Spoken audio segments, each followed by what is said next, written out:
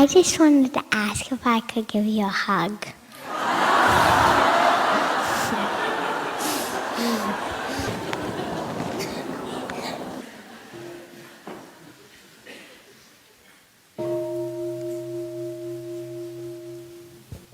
What do I do when I get mad at my brother and my sister?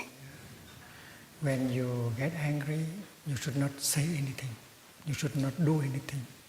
Go back to yourself and breathe in deeply, breathe out deeply a few times. And take care of your anger before you do anything. And if you do that, people see that you know the practice. You know the practice of peace. You don't react right away. You know how to handle, to take care of your anger. And maybe during the time of breathing in and out, you find out that, well, that is a provocation. I don't have to react to that. He's not happy, she's not happy, and she has said that, she has done that, he has done that. I have compassion for him or for her, and you smile. That is a big victory. Okay? My question is, how do I have compassion for people in places of power that are consciously causing suffering, very consciously choosing to cause suffering for their own greed? When a person is corrupted, when a person is abusing his power and make other people suffer, we have to do something to prevent him or her to do so. And it is possible to do it with compassion. Compassion does not mean that you don't do anything, you allow him or her to continue like that. No, that's not the right idea of compassion. Compassion is very powerful. And if you don't do anything to help him to change, you are not compassionate. You have to do many things in order to help him to change. But talking to him may not be enough. Giving him advices may not be enough. Sometimes we have to create pressure strong enough for him to change. And that takes action. And that is why compassionate action can be very powerful, positive. When we see a person like that, we know that that person is not truly happy, because he is creating suffering around him or her. And the suffering will go back to him. And compassion for that person is possible. And compassion has to be active compassion. Can we do mantra meditation together with mindfulness? In fact, the two practices are one. Without mindfulness, it could not be a correct practice of mantra. Mantra is a formula that you utter, and what you utter can change the situation in you and around you. And without mindfulness, a mantra cannot be effective. And in Plum Village we have the 4 mantras that everyone can practice. And that will bring the result right away. The first mantra is, darling, I'm here for you.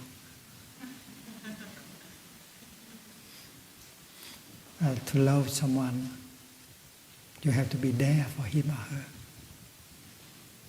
And the greatest gift that you can make to a person you love is your presence.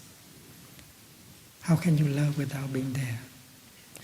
So practice mindful breathing, mindfulness, in order to go back to yourself. And when you are truly present, truly alive, you pronounce the mantra, darling, you know something?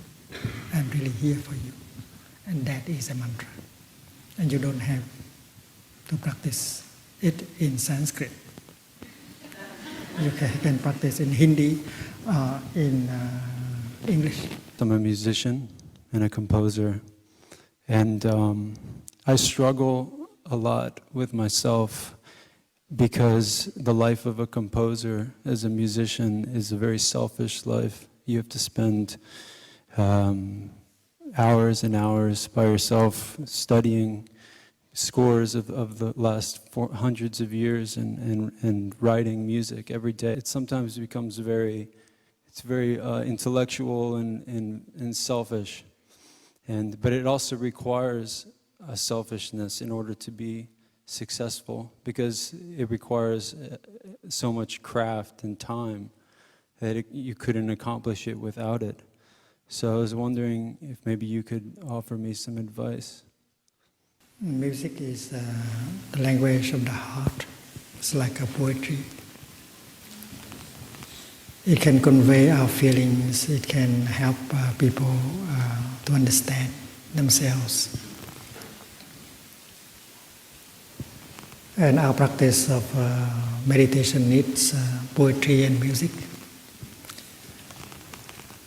And the kind of music that you may like to create can be helpful, can help people understand themselves better and help them to transform. Music can express the feeling of peace, joy, brotherhood, serenity. If we practice well, there will be an amount of peace, serenity, compassion, understanding in us. And that will naturally express itself through music. And that is why the essence of your music can be insight, mindfulness, concentration. And when you labor with love, when you spend 1, 2, 3 hours, 1, 2, 3 days to work on that piece of music, and if you know that that labor, that effort has the ground of compassion, the willingness to express the positive things, the good seeds in you. So you know that this is not selfish. You do that not only for yourself, for all of us.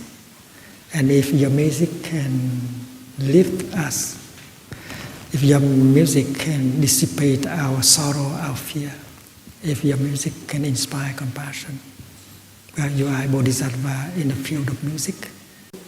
When I write a poem, when I write a book, an article on Buddhism, of course I have to spend time and making researches. But I know that this springs from compassion, the willingness to help. So I know that I'm not doing that for my fame, my glory or something, for wealth, for power, but to help people. So it is not hard work anymore. It becomes something very pleasant.